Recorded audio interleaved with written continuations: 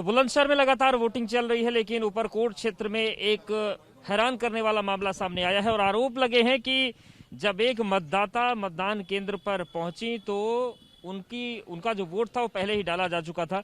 जो बीजेपी के प्रत्याशी हैं वो भी हमारे साथ मौजूद हैं, उनसे बात कर लेते हैं।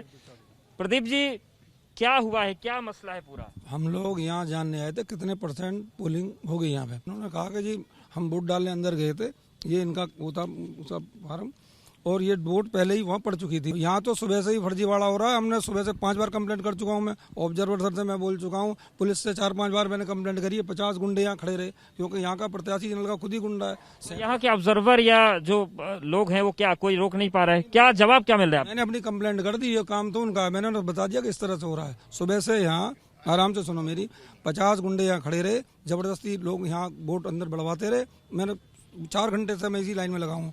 तब मैंने इनसे कहा कि मैं खुद ही आ रहा हूँ। मामला फर्जी वोटिंग हो रही है। इनका मामला है, ये प्रत्याशी गुंडा है, 37 केस है, इस पर रजिस्टर्ड गुंडा है। क्या हुआ आपके साथ? आप वोट डालने आई थी, क्या नाम है आपका? पिंकी गर्ग। अच्छा, तो क्या बताया गया आपको यहाँ पे? कि मेरी वोट ऑलरेडी डल चुकी है, उस पे पोस्टल बैलेट लिखा हुआ था। अच्छा, इसलिए मुझे वोट नहीं डालने दी उन्होंने।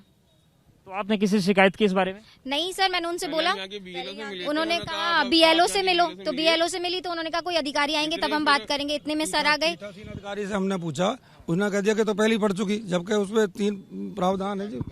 कानून का पता ही नहीं उन्हें, ना ये विकलांग है, ना इन्होंने गवर्नमेंट जॉब में है, 89 साल से ऊपर है, फिर कैसे पड़ गई उसमें?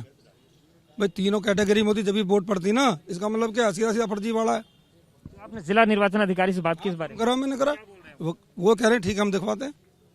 अच्छा, लेकिन ये बताइए कि अगर ये मामला सामने आ गया है तो फिर तो यहाँ पर ज्यादा सुरक्षा की जरूरत है, ज्यादा सतर्कता की जरूरत है। तो कोई आश्वासन मिला? अब तो वोटिंग का टाइम भी खत्म हो जाएगा। ठगबंधन ने 2 बार, एक बार तो मेरे पे हमला करवा दिया, एक बार विदेश से मुझे कॉल करवा दी, मारने की धमकी दे दी। किसने करवा दी? ये विपक्षी करवा रहा, और कौन करवाएगा? जो गठबंधन वाले लोग हैं, क्योंकि इनकी हार तो सुनिश्चित है, जमानत जब्त हो रही है।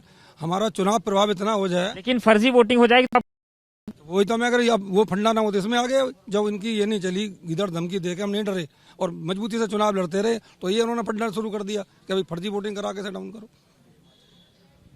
तो देखिए, ये बीजेपी के प्रत्याशी हैं और मतदाता है जिनका वोट पहले ही पड़ चुका है। तो ये तस्वीर है, कौन सा केंद्र है ये?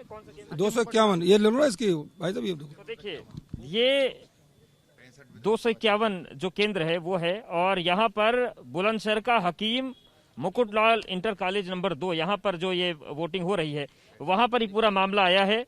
और आरोप ये लगाया जा रहा है कि वोट देने जब मतदाता आए तो उनको बताया गया कि उनके नाम का पहले ही वोट पड़ चुका है। ऐसे में सवाल उठता है कि जो निष्पक्षता की बातें कही जा रही क्या वाकई है?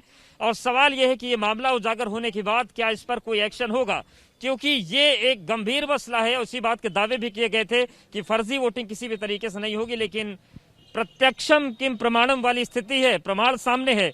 ऐसे में सवाल बेहद गंभीर बुलंदशहर से उठने लगे हैं। कुलवंत के साथ अवधेश, एबीपी गंगा, बुलंदशहर।